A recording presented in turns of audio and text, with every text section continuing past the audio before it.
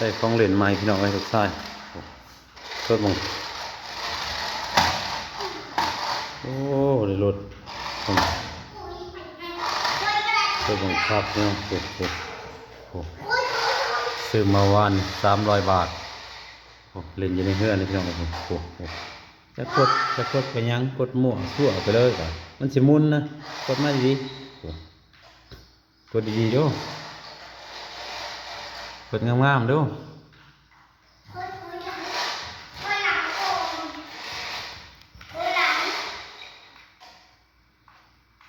นี่แหละอยากได้เฮือบังคับมันบ่ได้พี่น้องเลยก็เลยซื้อเปิดบังคับคนนี้ยังเดียวอยากจะได้ยังให้ได้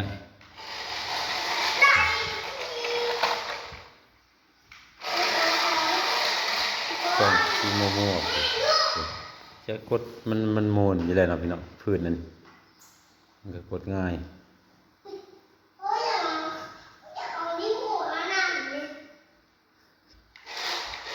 ไฟมันก็มีไฟเฉย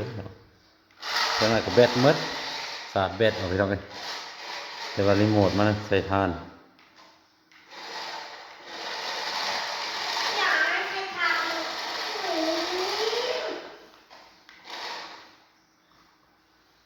เห็นดีๆที่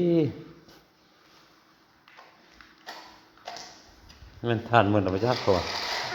เอาออกด้วยมอนนะมอนออกมันเกะกะมอนมันมาต่ำมอน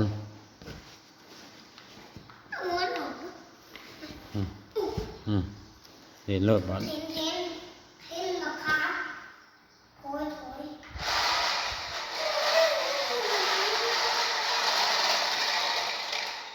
กดไปกดไป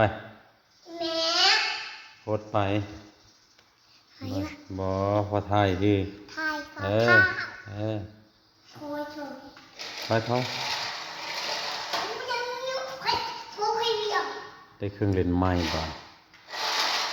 ดีใจยังใหญ่เลยโอ้โห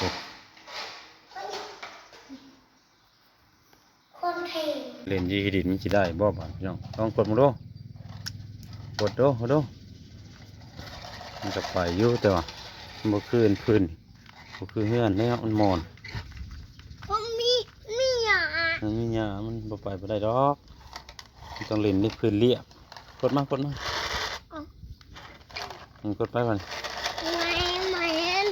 มันจะลงกี่ตมไปเอามันถอยลงนะหมุน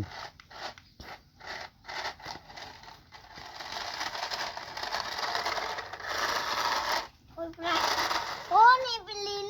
นี่เอา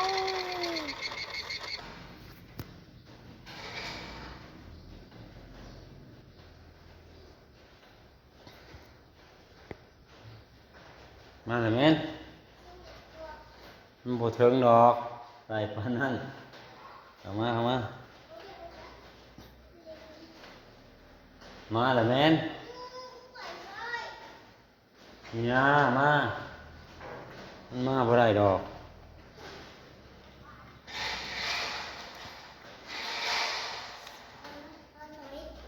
ถอยมาเฮ็ดดีๆด้วยก่อน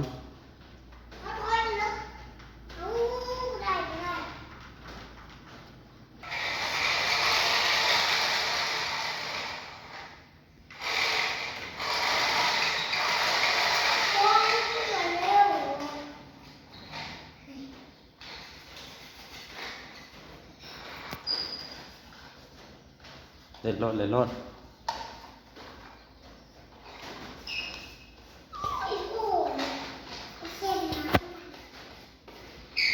เพื่อน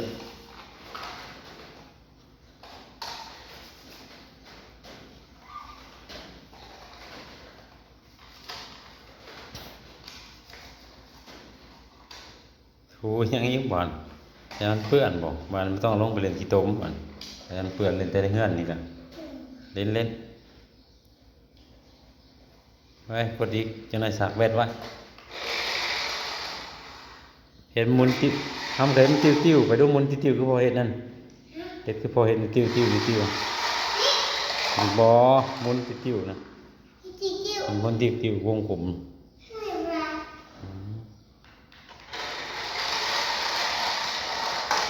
นั่นพวกมนติว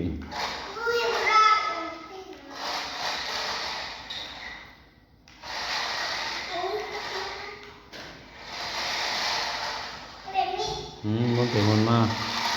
นั่นแหละมันไปนั่นแหละมันเปลี่ยนเชื่อมันไปมันมามันไปโอ้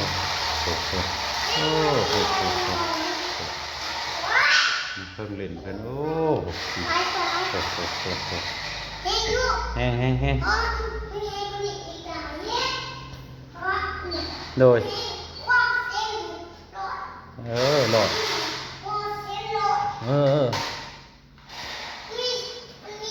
เฮ็ดไฟมันเด้อเฮ็ดไฟกระพริบเด้อไฟมันกระพริบโอ้โห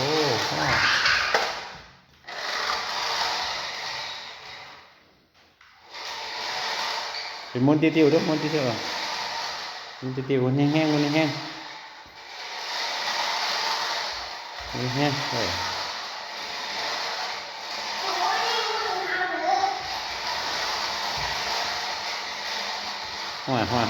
แลทั้งวันเนี่ย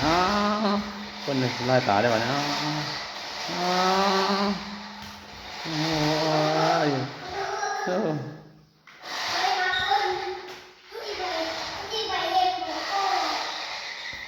มาพี่มาเฮ็ดดิพี่ยังต่ำเลยมุนเลยอย่าตีนใช้กดมากก็ได้ดอกกดเอากดมากก็มากกดเอาจะให้กับแบตมืดกันหน่อยตากไว้นี่เล่นเป็นมุนติ้วมุนมันให้เป็นเชยบ้านทำนี่ก่อนให้เป็นเชยไว้ก็ยังเห็นว่าเป็นได้นี่ติ้วอยู่ว่า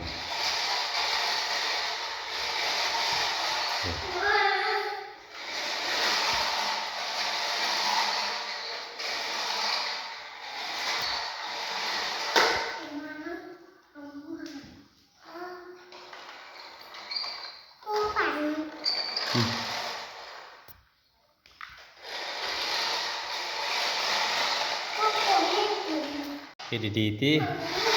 เฮ็ดมุนติ้วให้ติ้วเห็นดี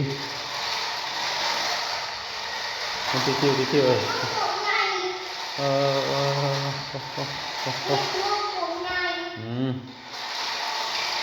ยังต่ำเด้อถอยมาถอยมาถอยมาถอยมาถอย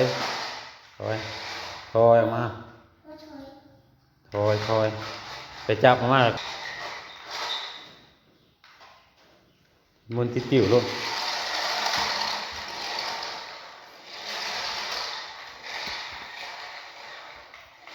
มันติ้ว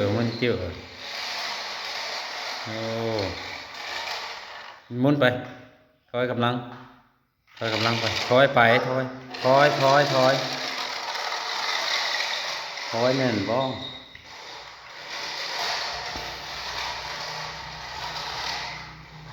ใจแท้เข้าไปยังใส่ไฟสอดหัวน่ะถอยมาเฮ็ดยังบ่เป็นอยู่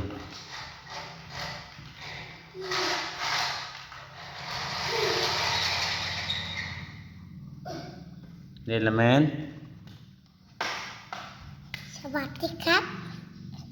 ลูกครับออกยาวออกไปยืนไกลๆพุ่นไปยืนไกลๆไม่เห็นสบายดีเห็นไหมไม่เห็นทำอย่ามาอีกแล้วเอาด้วยบ่อน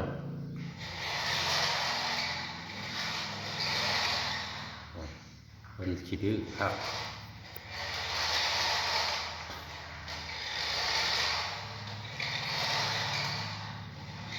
300จะได้พี่น้องใช่ไหมครับแพงขนาดไม่น้อยนี่ก็แพงนี่300 บาท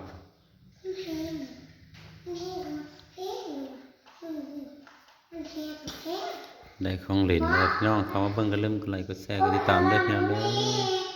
พอกันคลิปหน้าสบายดีพี่น้อง อยู่ดีไม่แห้งสุขภาพแข็งแรงร่ำรวย